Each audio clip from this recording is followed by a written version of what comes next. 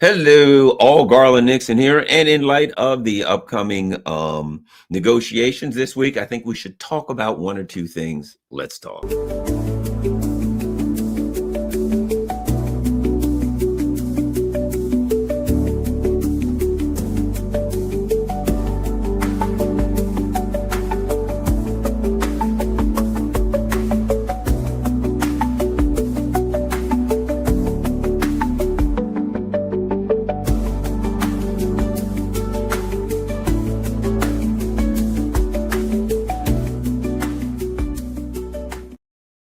Hello, hello, hello. And I just listened to that and it sounded a little weird because what I meant was, hello, all Garland Nixon here. And it sounded like this. Hello, all Garland Nixon here. Well, that was pretty weird. But whatever the case may be, it's time for us to talk. As you can see, I got a couple of things we need to talk about. Number one, and that is the narrative and construct that's being created around the current shall we say, friction and dynamics between great powers is being compared to pre-World War One. I would say post-World War II. If in the same way that we say 2008, something happened, and now we can either argue that what's happening now is post 2008. We can separate today from what happened in 2008, or we can say what happened in 2008 was the initial crash. And because it wasn't repaired, because things happened to make it only work, this is the natural continuation.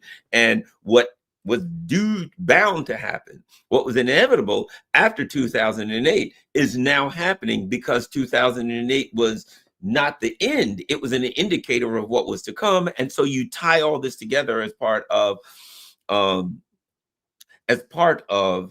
2008 collapse, and you make it rather than a one-time collapse, you can say it's a 20-year collapse, and now that's the end, right?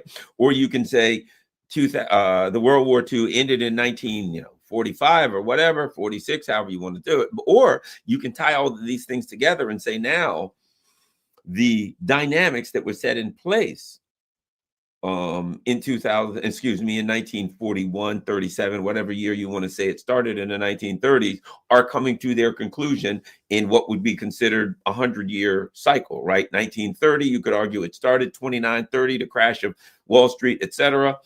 You could go back to World War II. The bottom line is this: you can construct this using words and descriptions and things in any way you want to. Is it pre-World War I? I think I'll put it like this: they're all accurate ways to construct a narrative around what's going on. I prefer the end of World War II as opposed to pre-World War I. At any rate, let's start here talking about what's going on. And my second part, we'll start with we'll go to the end first, right? The EU political class will only accept the dismemberment of Ukraine. What we're talking about here is the upcoming, what are you going to call them? Negotiations this week, what it means, where it's going, what's happening around it. Let's start here. And this is of great consequence, I think, but I'm going to talk to it a little. I'm going to use this a little bit differently. I'm going to look at it from the perspective of an analyst looking at the broad situation as opposed to just reading what was said. Okay, here's a article. Ex-Ukrainian army chief wants nukes. Deploying foreign weapons of mass destruction and joining NATO could serve as security guarantees for Ukraine, Valery Zaluzhny believes. Now, who's Valery Zaluzhny? He's a neo-Nazi general, kind of considered a butcher in Ukraine. He's one of these guys who, if a town's falling, his plan is keep throwing more lives into this town, Ukrainian soldiers, and let them get slaughtered. He seems to kind of take great pride in increasing what's been called the butcher's bill, right? He's like, okay, we're losing a town. How many people we're going to lose? We're going to lose 3,000. We'll throw another 5,000 in. We'll lose those too. Okay, then make it 10,000, right? That's the way he is. He's a sociopathic, a psychopathic monster. And he ain't no friend to the Ukrainians. What the hell kind of general is that who just throws people in there to die? Now, why do I bring that up? So he says only joining NATO, hosting nuclear weapons, or accepting a major foreign military force can truly guarantee Ukraine's security, ex-top General Valery has claimed. So this is in the Telegraph. He made the remarks in a piece run by the Telegraph, right? I will guarantee you that if I search this, you're going to find this everywhere. Valerie, oops, sorry about that. That if I'm just going to do a quick search on that. There we go.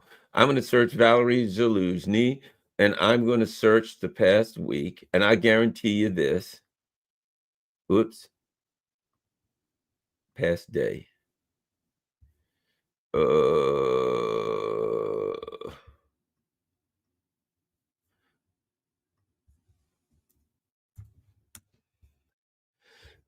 Let me see.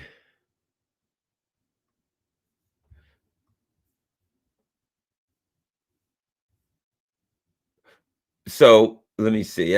Okay, that's just starting to show up. So here's my point.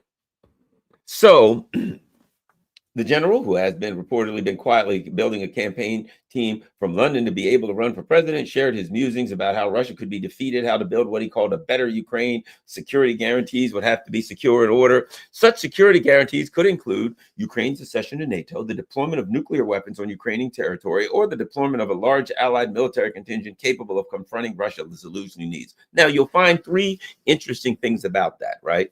Number one, Ukraine's accession to NATO. That's going to be the security guarantees. Well, he knows as well as I do that that is Russia's red line, and that's what started the war. That's why he said it. He didn't say it because, hey, I think that's what's going to make things better. See, what he's saying is this. You know what'll fix this? The very things that Russia said caused the war. Now, so think about this. What started this war? Ukraine's accession to NATO. So he says the way to do this is we need Ukraine's accession to NATO. Now, a week before the war started, Zelensky was speaking somewhere in Europe, and he says, what we need is nuclear weapons. And Russia said, okay, that's the last line. We're going to war, right? What does he say next?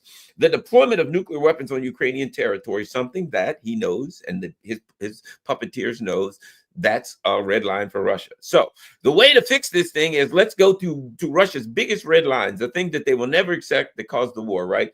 Number three, the deployment of a large allied military contingent capable of confronting Russia. So what does he do? He says the way to fix this is three things that we know won't fix it. Three things that we know are the reddest of red lines for Russia. What we need to do is the three things that will make Russia go ballistic, that will cause World War III, that will never, ever stop that. That's what we need to do. Now, I could read this as just Schmucky the Clown, and I could say, oh, look what he said. Russia won't buy that. That's bad. Russia will say no. Well, okay, I'm sorry. Things are a little deeper here. Let's look at it for not what he said. What he said is irrelevant. I know, you know, we know, his puppeteers all know those are the three things above all that Russia says no to, right?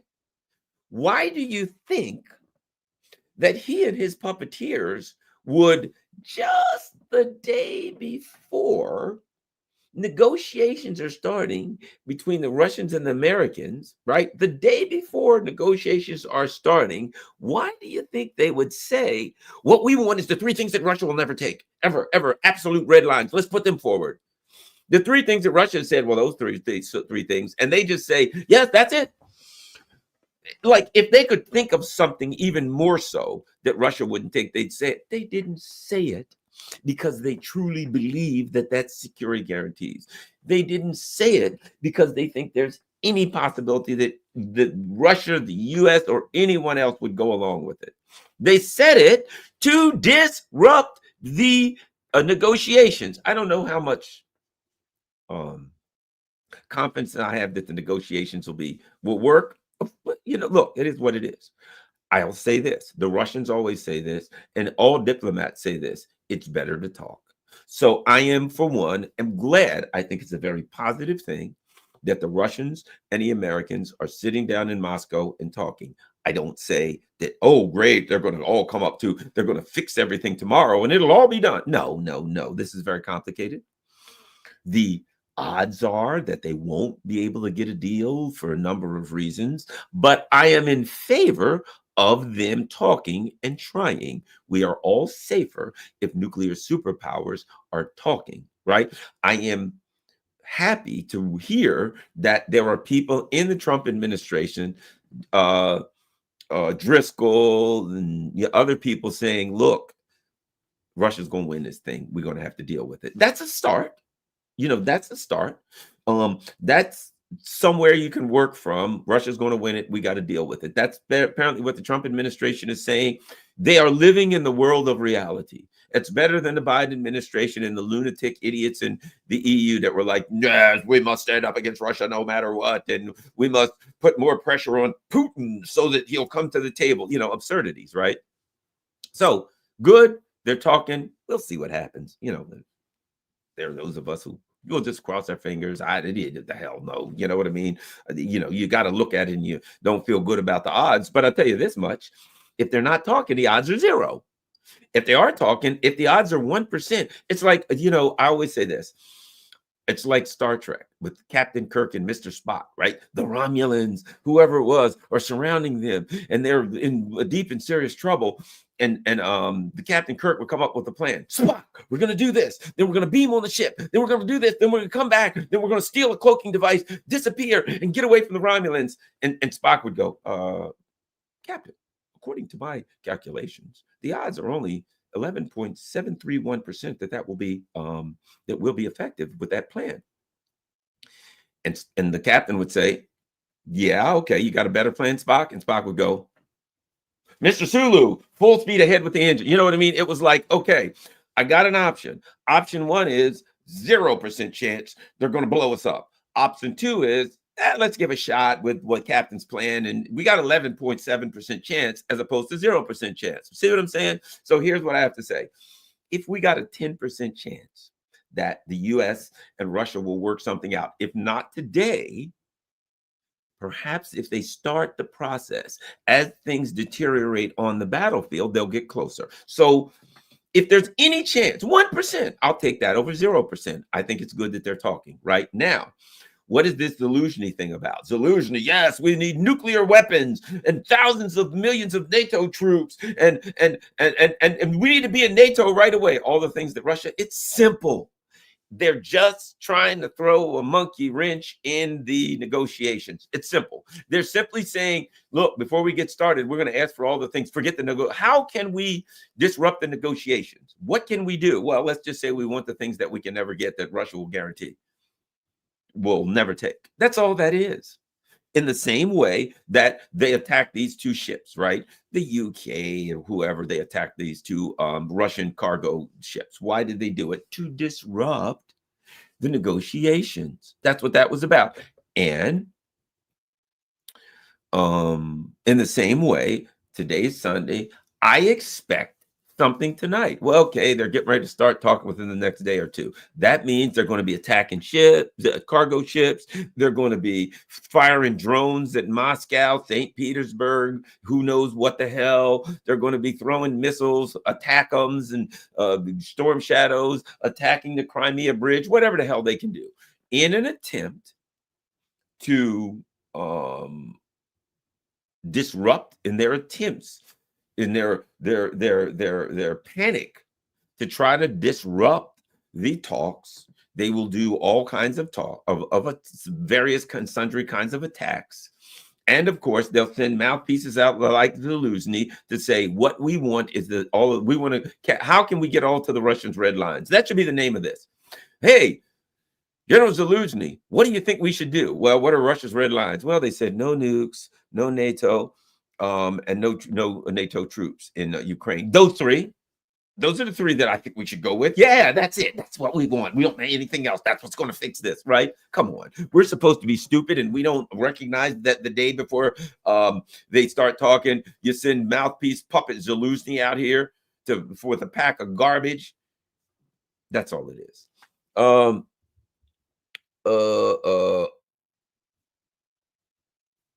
Let's see. The general, who has reportedly been quietly building a campaign team from London. From London. Everything comes out of MI6, doesn't it? From London. I guess he's meeting with the representatives of the Rothschild family, right? And the crown, right? It's from London. This whole damn thing came from London. So he's putting together his campaign team from London. But I thought Ukraine was an independent country working on its own with no help from anybody, a feisty bunch of democratic people who are independent country. Ah, wait a minute, he's working from London, right? Shared his musings about how Russia could be defeated, how to build what he called a better Ukraine, and what security guarantees Kiev would have to secure in order to prevent the conflict from Moscow from reigniting in the future. So, and bottom line is this. That's the game. So let's watch and see the other. When you hear Zelensky or whatever clown they bring forward say, this is how we end it. And then they say, we must step up to all the red lines of, we must negotiate for everything that we know that the Russians won't take.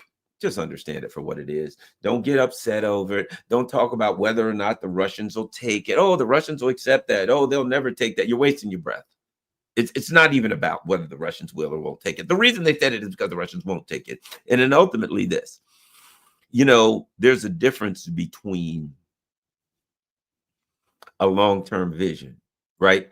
Let me put it to you like this. You might have heard of Maslow's hierarchy of needs, right? Bottom line is this, the bottom of it being, you need air, you need food, you need water, you need security, right? Basic physical security. You need a roof over your head, you need to be you need to be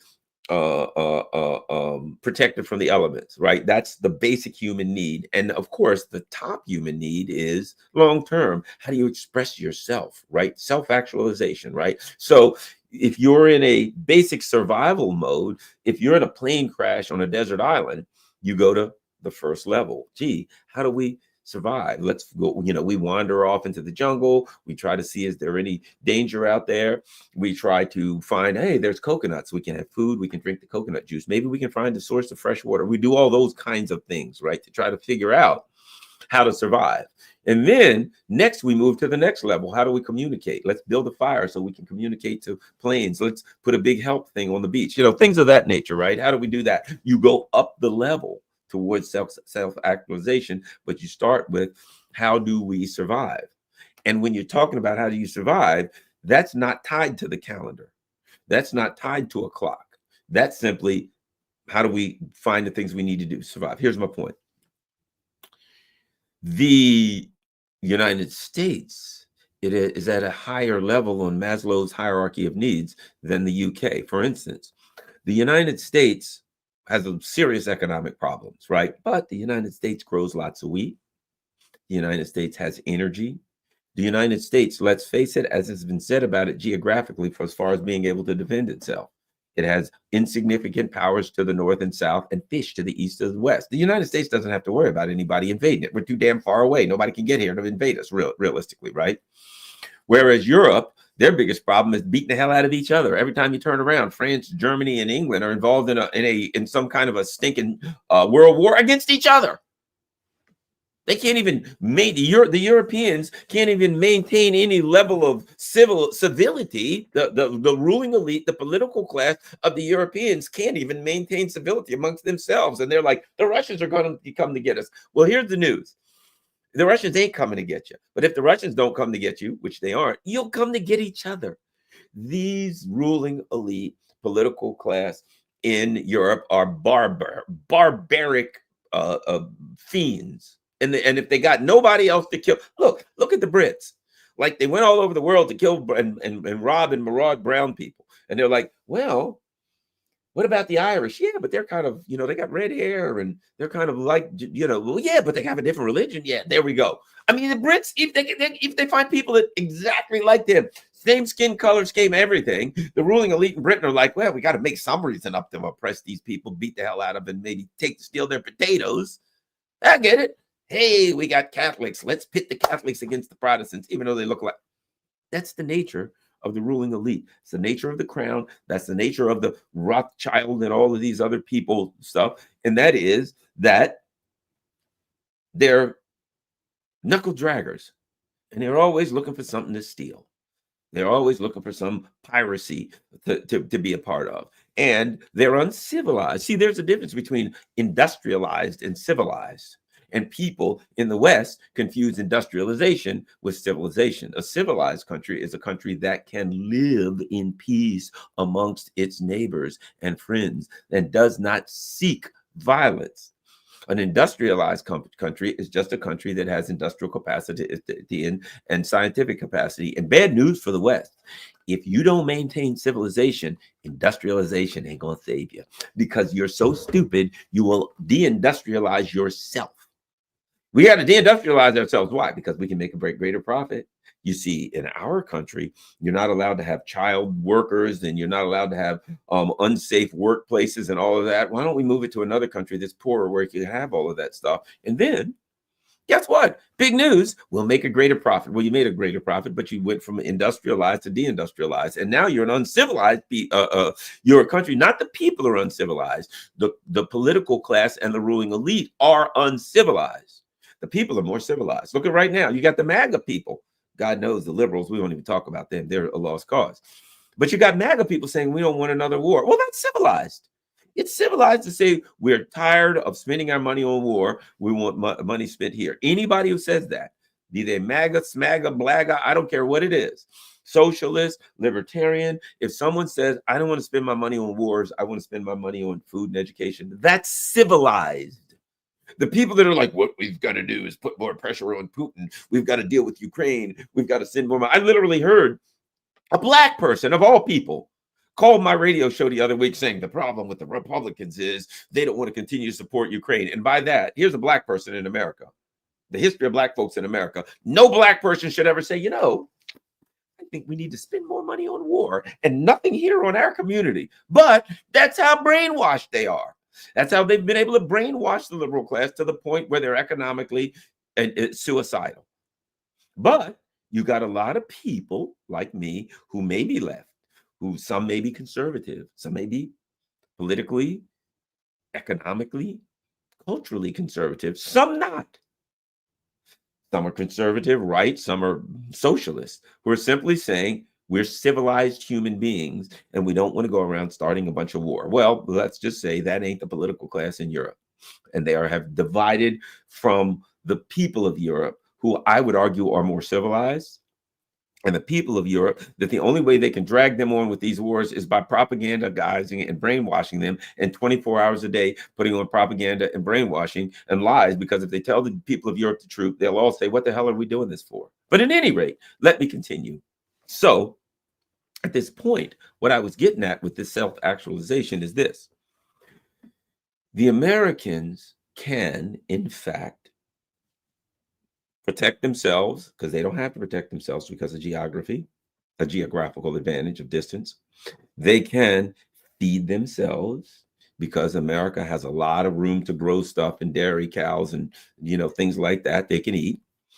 And America can also provide its own energy. That's critical. You got to have energy, right? So America can provide all of those things for itself. So America, we may have this, a ruling elite, this greed, but economically speaking, from the perspective of society, America has the capacity to prevent a complete societal crash because America can provide the basics. People can be poor, but America can still provide the basics, so they can prevent a societal crash. Meanwhile, Europe doesn't. Europe, you can argue that they can grow some food, probably not enough, but they can grow a lot of food. They have no money to protect themselves. And here's the reality, because they'd have to protect themselves from each other because the ruling elite is lunatics and they'll beat the hell out of each other. So no, they're too close together. Oh, by the way, did I mention that their leaders are all lunatics and they'll pound the hell out of each other? And before you know it, Poland's going to be facing tanks towards Germany, which I think they're already doing. Then the Germans and the Brits and the French are going to go at it. And before you know it, they're beating the hell out of each other, right? So the capacity to produce food, maybe. Certainly not England, but maybe. I don't know. Questionable. The capacity to defend themselves from each other ain't there. And last but not least, the capacity to produce enough energy to have a viable industrial base. Not there. Not there at all. So what you have is a recipe for disaster. And meanwhile, the ruling elite in the US are like, okay, we don't have to worry about the basics, so we're a little higher up the scale of self-actualization, right? But meanwhile, the European leaders are closer to the bottom. They're closer to the basement. Okay. So the European leaders now are, we got to survive because we're going to lose our look. If this thing goes bad for us, by go bad, I mean the U.S. and the Ukraine conflict is over, and there's, you know, some, God forbid, the worst thing they could possibly imagine would be that the Russians will sign a non-aggression pact against Europe. Worst possible scenario. What do they have left? As far as the ruling elite, they're thoroughly discredited. They said, we've got to do everything to protect ourselves with from the Russians, and the Russians sign a non-aggression pact with the U.S., and the U.S. says that's good. The Chinese come in and say, we'll put it to the U.S., to the United Nations Security Council. And there's a non-aggression pact signed and blessed by the United Nations Security Council and everything. And the European leaders are still running around saying, okay, we got to protect ourselves from the Russians. That doesn't make a lot of sense. They can't have that. They're at a very base level where you've got what? Somewhere around 11%, somewhere around 13, 14%. And this is for Macron and Starmer, somewhere around 18% is my understanding for Merz. They're holding on for dear life. And if they are exposed, if this thing goes bad by going good, then they lose everything. And they could end up in jail. They could end up exposed for corruption. So they're at a very basic level of survival. The United States is trying to get this thing clear for numerous reasons. We can talk about why. Do they want other wars? Maybe. Do they want to do business with Russia so they can save their hide from an economic disaster? Likely they want some of that. Whatever. But the U.S. is at a higher level on the what is it, Maslow's pyramid. They're above basic survival, and now they're up to how can we benefit ourselves in the long run and do other things. So they ain't even on the same planet anymore. So the Europeans, being that they're looking out for number one, being that the European political class is caught between the devil and the deep blue sea, right? If they get the deal, they get some kind of deal, if there's some kind of rapprochement between Russia and the US, if there's some kind of like, we want to get this thing done, or some kind of a step down in Ukraine, a deconfliction of some type, of any type, the volume starts turning down between Russia and the US, which has already started. It makes it difficult for them to point the Russians as such a danger. It makes it difficult for them to hold NATO together. How do you hold NATO together when NATO is an umbrella organization for the United States? And you're like, NATO is here to fight Russia, stand up against Russia. And the US is like, we ain't fighting Russia, stand up against Russia. We're kind of friends with them now. Then what is NATO?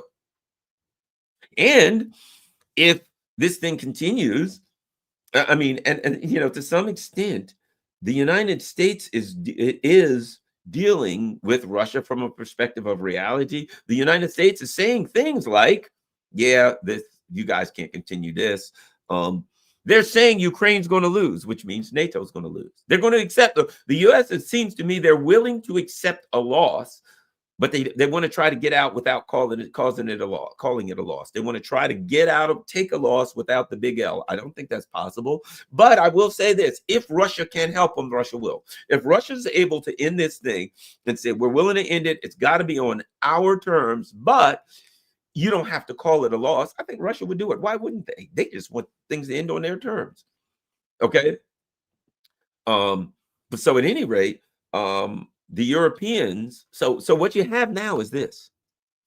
You have the Russians and the Americans on one side trying to get a deal that benefits both of them. You have the Europeans at war with both the Russians and the Americans. That's where it is.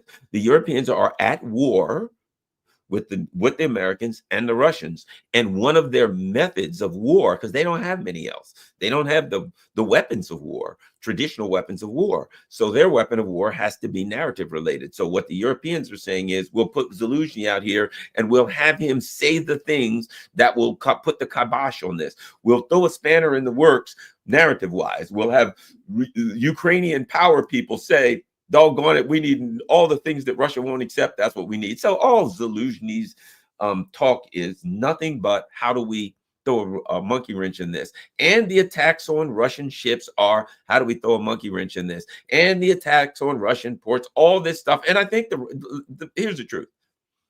The Russians know this. The Russians all know it, and the Americans know it. And some of it will probably come from the American deep state too. So over the course of today, over the course of this week, look for the Telegraph, whoever the hell, to have somebody from Ukraine come out and say, we need nukes and we need everything that Russia doesn't want. I've got here a list of things that Russia will not ever accept. So I'll just read from that list. They won't accept NATO troops. We need NATO troops. They'll never accept nukes. You know, we need nukes. They'll never accept Ukraine and NATO. You know, I'm thinking Ukraine and NATO is that's all that's all this is. Let's not pretend it's anything else. It's laughable, right? It is absolutely laughable. Now, so that's where we are. Don't take it for anything else. The elite, and because the European political class can't accept the Russians aligning with the U.S., can accept an end to this conflict that ends in a loss for NATO, which there's no other way around it. The only thing they can do is try to drag it out. They don't have a plan for next week. They don't have a plan for next month. All they know is, well, right now things are going bad. So I got to do whatever I can do to stop this thing from going in a direction that will cause me to lose everything. If you're von der Leyen and Collins and these people, and you've been stealing money and you've been facilitating all kinds of criminal and terrorist activity, you're afraid that that'll come out. And you can't have that happen because you could be held accountable for that. And they can't be held accountable for that. So what we're looking at now is desperation from the European political class. That's what we're looking at. Desperation from the European political class, and the Americans know it, the Russians know it, and ultimately, as I've said a million times, the only thing you can have ultimately is Ukraine's going to come to pieces, because as this thing falls apart, at some point, the Nazis just say, no, I don't care what you say. We're not going to go along with anything. We're not signing anything. Our government, if they sign something, they're Russian traitors. Eventually, the government in Kiev will be called Russian traitors. Everybody will be called Russian traitors. You'll be called Russian traitors. The Russians will be called Russian traitors. The leaders in Kiev, the government, when the government gets in a position where they got to say, yeah, I think they're surrounding Kiev. Okay, we'll sign, uncle. Then the neo-Nazis will say, no, we must fight to the last man. They're Russian traitors. If you recall, one of the things that happened as Germany was coming to pieces, as the Russians were, a Red Army was bearing down on him, Hitler said, every man, woman, and child should defend the motherland or fatherland or whatever land it was, whatever parent land it was. And he says, and if they die and then they aren't able to defeat the Red Army, then they didn't deserve it. They weren't good Germans. They didn't deserve to win. In other words, the hell with it.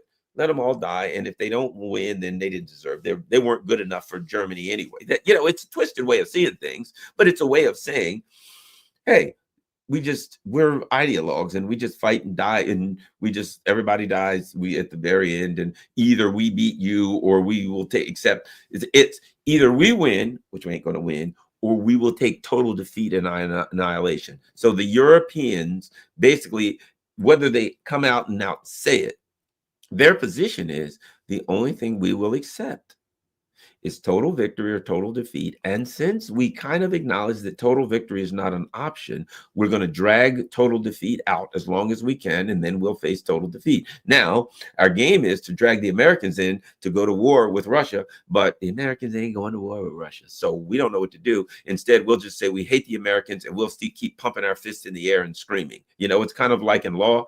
What's the lawyers say? If the law is on your side, argue the law. What is it? No, it's like this. If the facts are against you, argue the law. If the law is against you, argue the facts. If the law and the facts are against you, yell and bang on the table, right? So that's where the Europeans are.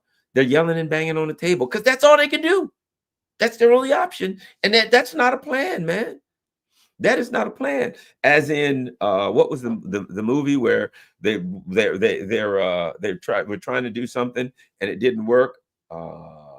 I can't think of the name of the movie. And the one guy says, "What do we do?" And the other guy, the one guy says, "What's the plan?" The other guy says, "Run." They take off running, and then the guy looks at him and says, running ain't a plan, dude. Running's what you do when a plan don't work." So that's the reality. Their plan is no plan. Their plan is to try to tread water as long as they can and then drown, because that's what happens when your arms get tired and you can't tread anymore. Or you get swallowed up by a white shark, or in this instance, maybe eaten by a bear, which would be an appropriate analogy. Let's look and see, do we have any more stories before we go to closing out World War II?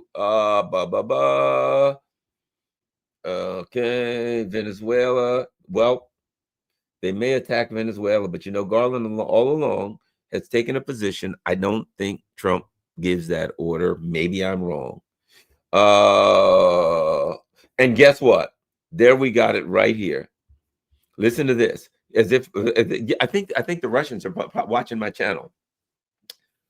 The Ukrainian regime's terrorist attacks on Gambian flag tankers Kairos and Virat in the Black Sea, as well as the Caspian pipeline consortium infrastructure, are directly connected to desire to obstruct international efforts to achieve a settlement in Ukraine, Russian MFA spokesman Maria Zakharova said, right? I think she might as well have called me, "Hey, Garland," but she's not really. Let me tell you why. It doesn't take a brilliant analyst to figure that out. We already knew that just prior to the start that they were all going to get the yapping, and they were going to do everything they could to try to thwart, to try to disrupt the efforts to achieve a settlement. And as I said, the odds of them working may be minuscule, but they ain't going to work if you don't try them, right? There was a famous saying, a quote, where a guy said, "If I was thrown off a ship in the middle of the ocean, 1,000 miles from land, I'd swim for shore and despise the person who wouldn't," right? It's like, okay, I'm going to die. I'm going to drown, right? You know what? I'm going to drown swimming for shore. I'm going to drown trying to survive, trying to live. I got two options. I could just drown and be eaten by a shark, whatever, in the middle of the ocean, or I can drown trying to survive. If I'm going to drown trying to survive, right? Okay, well, there's no way we'll ever save this, and they'll never come to a conclusion or an agreement between the Russians and Americans. Okay, well, then why shouldn't they try? If they can't, then you got to keep busy doing something. And if you keep busy doing something, keep busy trying to get your way out. The last great act of defiance, right?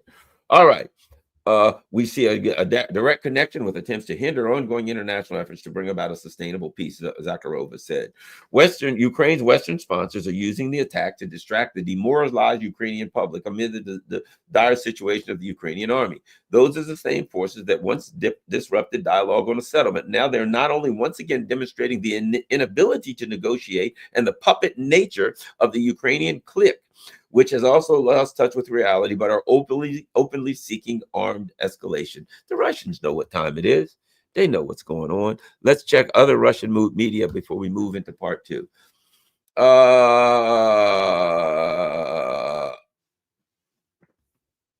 Russia condemns Kiev's terrorist attacks. Europe pulls away from talks after undermining previous agreements on Ukraine. That's Russian news. I think that's where we are now. Let's continue. Okay, let's go with the business about closing out World War II. Now, here's my point as a man who studies it. Ready? Right?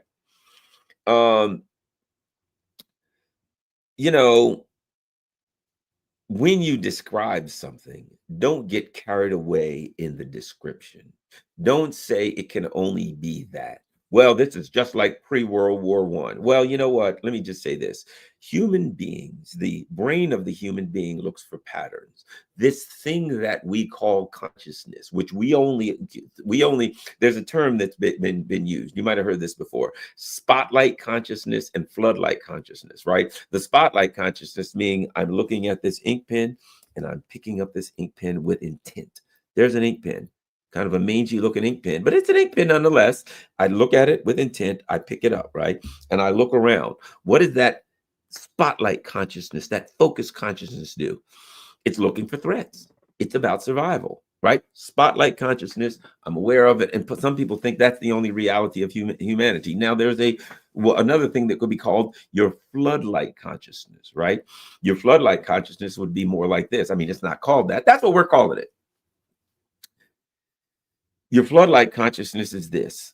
When you're asleep, let me give you an example. When I was when I was in law enforcement, when I was a time I was assigned to a police boat, right? And it'd be in the winter, and you sit there and you're waiting for a call. What we did when I did search and rescue on the bay, right? Didn't you? It's cold, it's windy, and I'm sitting tied up at dock. And if I didn't get a call, we weren't going on it, right? We get a call, sailboat in distress off Mountain Point. Off we go in the horrible dark rain weather to do these, daring search and rescue stuff. It was actually a blast, to tell you the truth. But I'm sitting there. So what do I do? We're sitting there in the boat. The heater's on. It's cold. The big, about a 30, 35 footer, twin engines, nice boats. But it's a search and rescue boat. So we're sitting in there, and I got an 8-hour shift, and we're going to wait if we don't get a call. Okay, here's my point.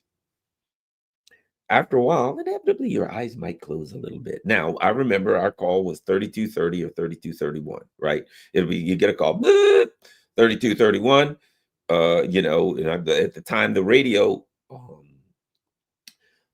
headquarters was Tidewater. That's what they called. That's the name they went by. Tidewater 3230, 3231, 3230, 3231, or 3230 Tidewater.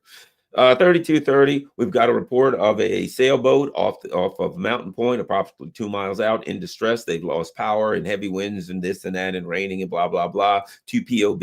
10-4, en route.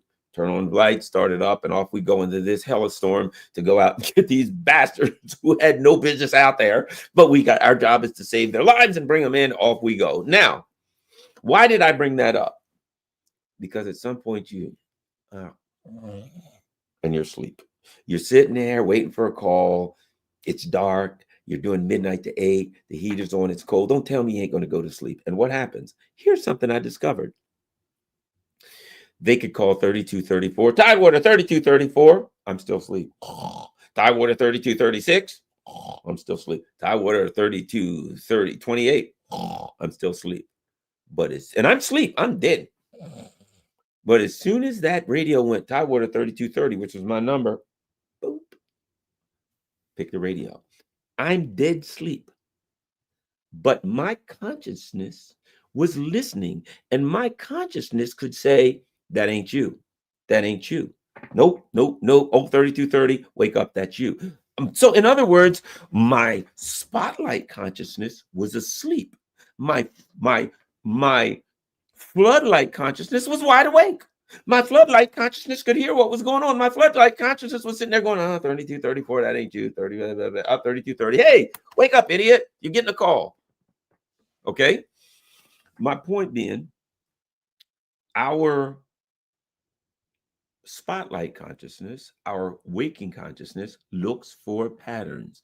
And unfortunately, I mean, it can be great. You look for patterns and you see things because you're looking for danger. You want to survive. Okay. But unfortunately, the old saying that, the same thing will make you laugh, will make you cry, right? Your greatest strength is always your greatest weaknesses. The fact that it looks for patterns can save you. The fact that it looks for patterns means you find patterns when they're not there. And you see people always comparing things, and you're like, okay, I know how the human brain works. You're looking for patterns, and you have found patterns that don't exist, so you create one. Okay? So basically, you can look at anything and find patterns and decide it. And once one person says, I think there's a lot of similarities like that there was before World War I. Everybody's going to go, come to think of it. And people are going to start looking for similarities, and they'll find them. They'll find innumerable similarities. Now, if people at first started saying, I think I found the same similarities as prior to, I don't know, the Korean War or something like that, whatever, prior to the Peloponnesian War, whatever, right? And started laying them out, everybody would start looking for similarities and patterns, and they'd find them. So my point is, just because some people have found similarities and patterns prior to World War I, we now have a paradigm where lots of people, everybody who's smart and an academic, knows your job is to find those similarities, and you'll be popular. And everybody will listen to you if you just tell them, here's the similarities prior to World War I. Well, there's some things that ain't so similar. You know what I mean? Gee, prior to World War I, what economic situation existed in Russia and in China and in the United States and on and on and on, right? What were the economic? They were very different. What was the power dynamic in the world? What was the power dynamic with the British Empire, with French imperialism in Africa? What was on the ascendance? What was on the? We were in a completely different world from the perspective of power dynamics. Militarily, who was the military powers? Technologically, who had military? You know what I'm saying? The power dynamic was so different that I think it's futile. I think it's a mistake to compare pre-World War One to now, because okay, you found some similarities, but the world power dynamic was diametrically the opposite of what it was. The United States empire was on the rise. It was an apartheid state. The United States was an apartheid state at that point. It was an agrarian, growing industrial state. But you had a lot of things going on in here that were very, very different. Same with Europe, very, very different, right? Russia, you just had the revolution, and Russia was going from complete, total, 90% of the people were going around, were living off bread and coffee, impoverished, peasants. And they were trying to wake up and do some different things. So Russia was totally different. China was totally different. Everything was totally different than it is now. Now, post World War II, World War II ended, but did it? So my argument is, in the same way that I say 2008 happened, and because they didn't fix it, they just made it worse, it kept happening. It could have been stopped if they'd have made things different, but because they put patches on it, because they put band-aids on a person with cancer, right? A person have a brain tumor, and what do? He's got pain. What do? Give him an aspirin so the pain won't be so bad, right? And then later on, when he dies, you pretend as though that aspirin was a break from things, and wow, ultimately, look at this. He's died from brain cancer. Had absolutely nothing to do with what happened originally. It's all one thing. So my point is, like, what we're seeing now is a continuance of the 2008 collapse. The 2008 collapse was the beginning. It was the expression of an economic system that doesn't work. And they've been trying to hold it together with duct tape and bubble gum. It still don't work. The neoliberal capitalism doesn't work, and it completely fell apart. And they, basically the dam started breaking, and they stuck their thumbs in the dikes. They stuck their thumbs in the holes and the cracks and all of that, and they're pretending like, okay, 2008 is over. It ain't over. This is a continuation of it, right? And in the same way, I would argue that what we're looking at is, I don't think World War II was over, because World War II, what was it? Okay, it was the US and the British Empire fighting in Europe. They were attempting to take out the Soviet Union. They created the Russian army. The German army, to take out the Russians, and it got out of hand, and they had to work to tame it. And the Russians did all the work to tame it, right? Japan went after, their plan was to take out China. China lost 25 million people, whatever it is, but they ultimately defeated. But China ain't what it was. I'm talking about World War II. China ain't what it was going into World War II, or even coming out of World War II. It's a legitimate world power, militarily and economically, and it's on the ascension. See, what we got here now is this. Russia, China, the BRICS nations are on the ascension. The other side is on the descension, right? So Europe, the US are on their way down. China, Russia, BRICS are on their way up. They're passing each other, and the dynamics are totally different. So what happened after World War II is the United States then decided, well, this is great. Hey, Russia's, all of our enemies are all smashed to pieces. We are the economic power. We're the ones, because we're far away, our industry wasn't destroyed. That's great. World War II was fantastic for us. So now we can go make a fortune. And because we're politically strong, we'll make a fortune, and we'll dominate everybody and push everybody around, and we'll own and run everything. Oh, this is great. We'll be the unipower, the superpower. And when they were able to bamboozle the people in the Soviet Union to think they'd be better off if they aligned with the West in 1990-ish, they were able to, the Soviet Union fell apart, and now they are the hyperpower, and they're going to do everything. But it didn't work out well for them. And they ended up reading their own headlines, right? And thinking that they really were great. And now neoliberal capitalism it has turned the U.S. economy into nothing but an economy of speculation. It's a speculator. It's just about speculation. That's all, right? And it doesn't work in the real world. And now, if you remember, if you recall, let's go here. When the Nazis went crappy, when they fell apart, when they got smashed to pieces, they just hid them. And you've heard me say this to go. They took what's left of the Nazis and they hid them in Western Ukraine, and they nurtured them and they kept them strong. And they hid some of them in Canada and the U.S. and South America. They hid them anywhere they want to. They could hide them, and they continued to nurture and strengthen that ideology so that they could rebuild it. And when they got cocky enough, they said, "All right, we'll go back to Ukraine.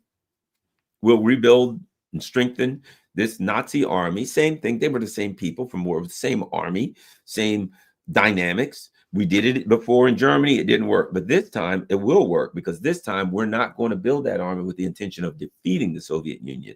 We're neoliberal. It's all about money now. What we're going to do is build that army with the intention of creating a pretense so that we can just economically castrate them. We have built think about it. We have built the economic infrastructure to dominate the world. The World Bank, the IMF, all these kinds of things. So we have the economic infrastructure to dominate the world. We put together a Nazi army. Soviet Union knocked it down because we tried to win kinetically. Okay, that didn't work. Let's go for round two. So this is a part of World War II. This is a continuance of World War II. It didn't work. We tried to take out the Soviet Union with the Nazis. That fell apart. We kept the Nazis together in Western Ukraine. We built a big old Nazi army again. But this time we know it's futile to try to go toe-to-toe with the Red Army. You're going to lose that. So what we're going to do this time is use that as the pretext. But because after World War II, we built this massive, dominant economic infrastructure, we'll use that to take out the Russians. We get the army going. Boom, we crank up that. We're going to take them off swift. We're going to, they can't, their tankers can't go because they're not going to be able to get Lloyd's of London insurance. All this gigantic economic infrastructure that we use, we'll be able to take that and take the Russians to pieces. So that was their plan. It was part two. It was part 1.5. How about that? 1.1. It was, this didn't work to take the Russians out. We're still trying to take the Russians out so we can steal all their stuff. And we need so more so than ever because China's rising. So boom, this is our newest plan. The old plan was, well, use Nazis. The new plan is, we'll use Nazis, but we'll smart this time. And we have the economic infrastructure to do it. Right? Boom. They fired around. Okay, we got the war started. All right, economic infrastructure plan A, turn it on, right? And the Russians are going to collapse. Oh, crap. The Russians didn't collapse. Son of a gun. What do we do now? Well, from one perspective, from the perspectives of the Europeans, from the perspectives of the Biden administration, we put everything into this. We got to hold on to it. We put our necks out on this. We got to hold on to it. In comes the Trump administration. And what you have is this. The Trump administration says, here's the truth. We got nothing invested here. And we're a different faction anyway. We see things a little bit differently. Do we still want to dominate and all that stuff? But we see things differently. So we want to try a different direction here, right? So the Europeans are still with, the Rothschild, City of London, Crown, stuff where they're still like, they got everything invested. They can't walk away. And the Trump administration now, because they want to walk away, what's really interesting is this. There's only one way.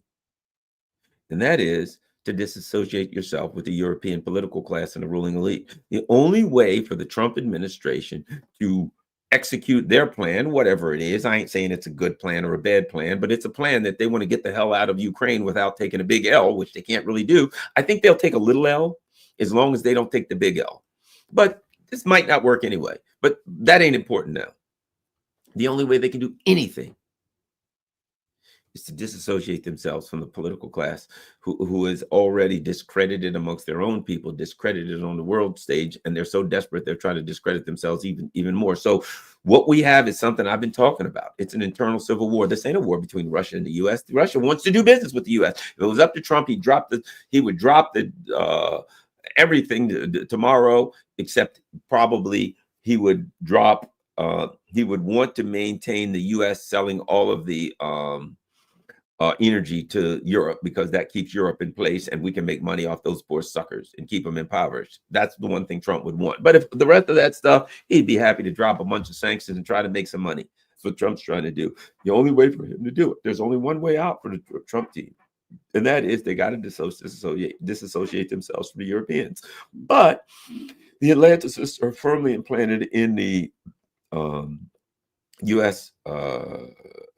Political class. So it's a dangerous time for the Trump team, because clearly the decision has been made.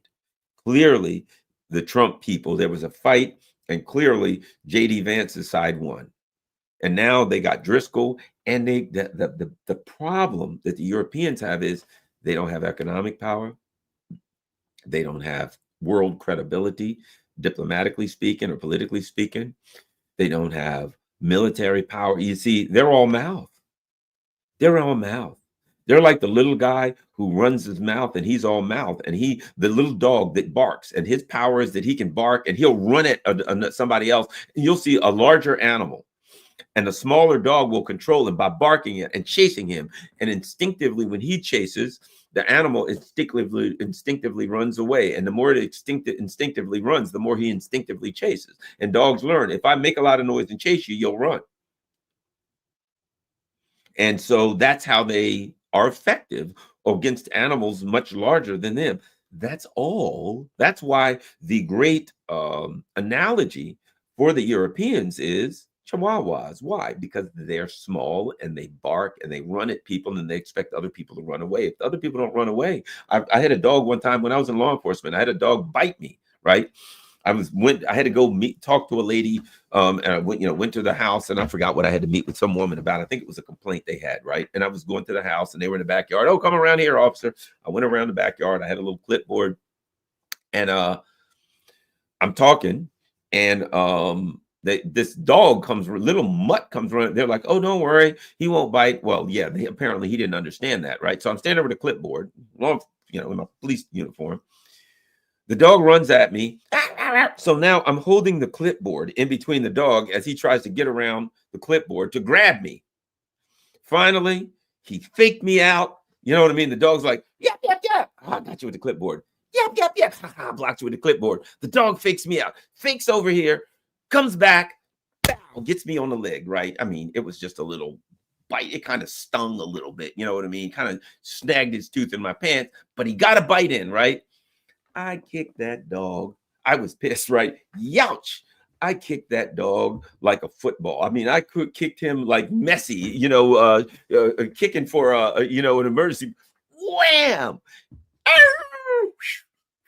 End over end. He hits the fence. Bam! Comes down, takes off running, right? He was fine. And the lady goes, oh, that's strange. He's never done that before. I'm like, okay, great. He's never done it before. But I just got bit on the leg by that friggin' mutt, right? But at any rate, so my point is, that's all the dog could do. He could yap, he could bark, and when I didn't run, he could try to bite. But once he bit the wrong dude. He got a free a flight to the nearest fence. So that's where the analogy is. The Chihuahuas are barking and barking and barking. They even if they bit Russia, they'd get kicked in the air for 50 feet. Right? Even if they were to piss Russia off, right? Like the Baltic states, Latvia, wait a minute, stands up against Russia. So what? So what if Latvia suddenly stands up against Russia and throws a missile at Russia? Russia would kick them in the air so high they'd land 3 blocks away. And we all know it, right? So my point being that if you look at it through the lens of World War II as a continuance, the problem is the Americans don't want. They're like, I think the Americans are more practical. They're like, that didn't work. Not that they don't still want to dominate the world. They're like, that plan didn't work. Perhaps we need an alternative plan. Why? The Trump team's not invested in that. It wasn't theirs. That was Biden's. Trump tell you all the time, that wasn't me. It wouldn't have happened if it was me. That was Biden. That was a bad mistake. They shouldn't have happened. Why? I'm trying to duck the hell out of this thing. I don't want it. People say he's stupid for saying that. Trump says, it wasn't me. I didn't do this. It's not mine. I wouldn't have done it. And people are like, oh, that's stupid. It's actually pretty smart politically. Why?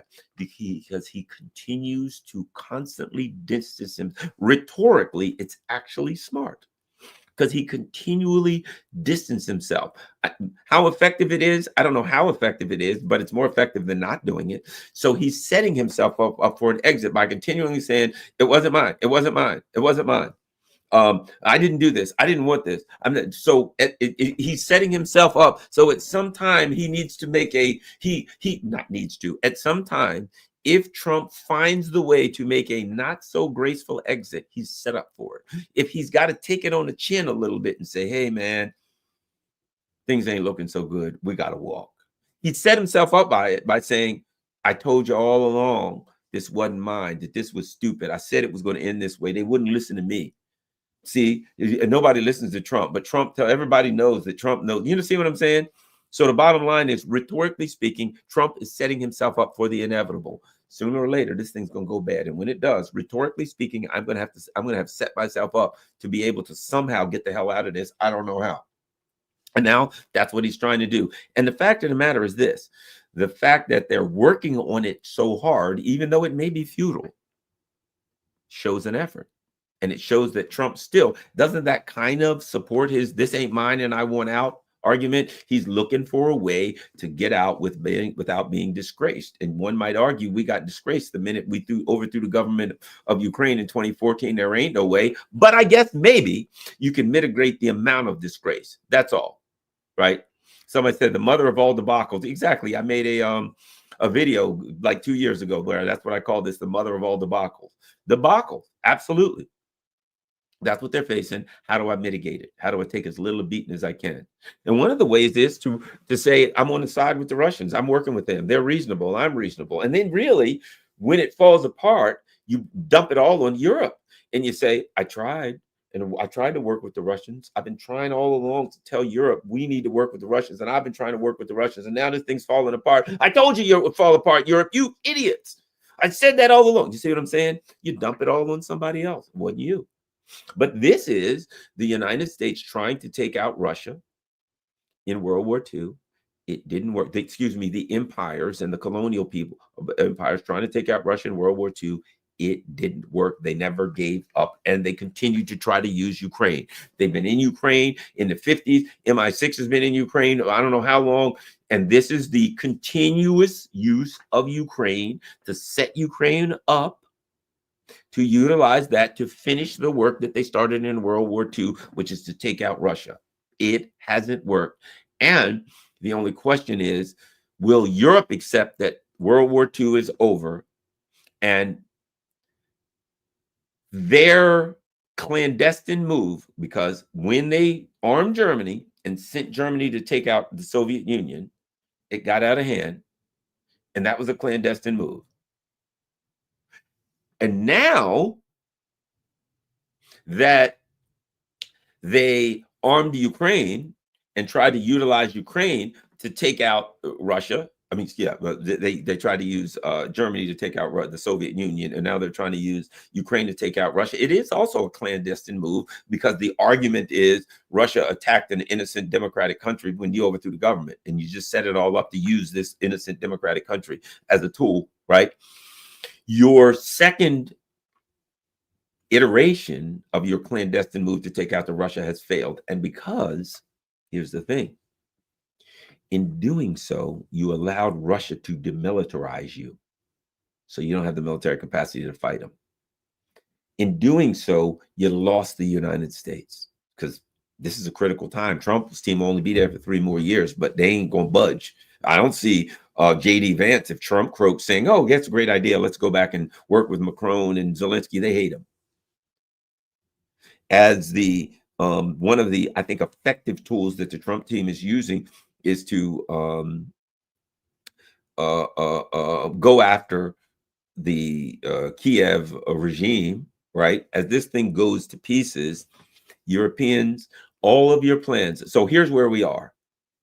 Your plan to take out the Soviet Union and then Russia and take all their resources is over. It's over. Russia's got too many nukes. Russia's got too many Oreshniks. Russia's got too many tanks. Russia's got too strong an economy. Russia's got too much unity amongst their people. Russia has too strong an allies in that they have a powerful ally in in North Korea, military ally, well situated geographically. They have an unthinkably powerful ally in China, both militarily and economically. Russia has built their alliances. They're now about to arm Kyrgyzstan and a couple other, some of the stands, right? Russia's now saying we're going to arm these other countries in the Collective Security Treaty Organization, CSTO. So they're going to strengthen their back end there, right? So now where Russia is they're saying we're getting stronger, we're getting richer, we're getting more allies, our allies are getting stronger, our allies are getting richer, everything's working for us, we're going up. The game's over. You tried to beat us, you lost. The Europeans don't have an option. Now, basically, I mean, I don't know if you figured this out, Europe is done. It's simple as this. That's where we are. Europe is finished. Europe is heading for poverty, and nobody's going to want to bail them out due to the ruling elite. And now I will go back to my prediction. You know, I've said for a while, this could possibly end in violence against the ruling elite and the political class in Europe. I think it's definite. I think it's definite now. Maybe I'm wrong. I'm just going to throw this out. I think it's definite. I think that they have finally, their last gasp at winning World War II. World War II was about taking out the Russians. That's what it was about. About building up the NATO. I mean, building up. It was about building up the Nazis to take out the Soviet Union. That didn't work. Then there comes NATO. We're going to build up NATO. We'll use NATO to take out the Soviet Union / Russia. That didn't work. The whole thing was all about taking out Russia and dominating the Eurasian continent, and then taking China and just total world rule. It was even then they were starting to lose their colonial powers. And they were pushing back, saying, now we're going to, if we take Russia, we don't have to worry about losing our colonial powers. Well, they've only lost more since then. And now the end of the Ukraine conflict ends, here's my opinion. It's not the start of World War III. This is not the start of the dynamics of World War I. It is the end of World War II. Now, I'm not going to say what happens afterwards, but World War II was about taking out Russia, Soviet Union, and controlling the Eurasian landmass. And that plan has now been brought to a screeching halt by the Red Army, and of course by its alliance with China. I'd say that was very important, and by the wise moves, very, very wise political, military, diplomatic moves of the Russian leadership. And that's it. That's one may argue that, how about this? What the Americans and the Russians are negotiating is the end of World War II. That's what I would argue. The Russians and the Americans next week are negotiating the end of World War II. They're saying, you know what, Americans, you guys tried to take us out in many different ways. None of them worked. Now, think about this. Let me add one other thing. People intuitively know it, because what do people say? Well, all they want to do is they want to find a way to shut this down a little bit so they can come after the Russians again. Well, they came after Russians in World War II. They came in after Russians now. They want to come after the Russians again. What does that mean? That they want to prolong World War II. They don't want to accept the end of World War II. The Brits, they don't want to accept it. They want to shut it down so we can fight more, so we can continue the fight of World War II, which is we can continue the plan to destroy the Soviet Union and take it. The Americans seem to be saying, it didn't work. Let's go in a different direction. Maybe we'll try to take other lands, or whatever we'll try to do. Maybe we'll work with them. But right now, this ain't working, and we can't afford to keep doing it. That's the other part. Americans are saying we can't afford to keep doing it. It's a more rational, even though it's an imperial view, it's a more rational imperial view. So that's what I think about that. Thanks a lot, everybody. Just again, as I said, you know, we see things different ways. You could interpret this in a million different ways. I interpret it as, this week they're negotiating the end of World War II, and perhaps What may have to happen is World War II might have to be won on the battlefields of Ukraine. The end of World War II could be on the battlefields of Ukraine. Look, the Germans' tanks are are back. German tanks are back to the border of Russia. The Finns, the Baltics, the same people that joined the Nazis, they're putting Kaja they're putting Nazis back out there. This is not new. This is the same thing. The Nazis were hiding, like, let's hide, let's hide. And it's like, okay, it's safe to come out again. Here I am. I'm back again. I never left really, but I had to hide for a while, but I'm back again. So what we're looking at is the Nazis have awakened, feeling empowered, and okay, it's okay to be a Nazi again, and it's okay to go back to where we were. We hate the Russians. We never stopped, but we had to pretend like we didn't for a while. That's all it is. They reawakened. The beast reawakened. It didn't even take a nap. It just kind of hid in its cave for a little while until it could get things right. And now there it is. It came out, and it's like, okay, we're back for the Red Army. We're going to get them this time, but we're going to use economics. And the Red Army was like, oh yeah, how about this? Bat right in the snoot. You're out. You're done. All right, next. That's the way I see it. So thank you very much, everybody. Certainly appreciate this. As I always say, I thank my Patreon people.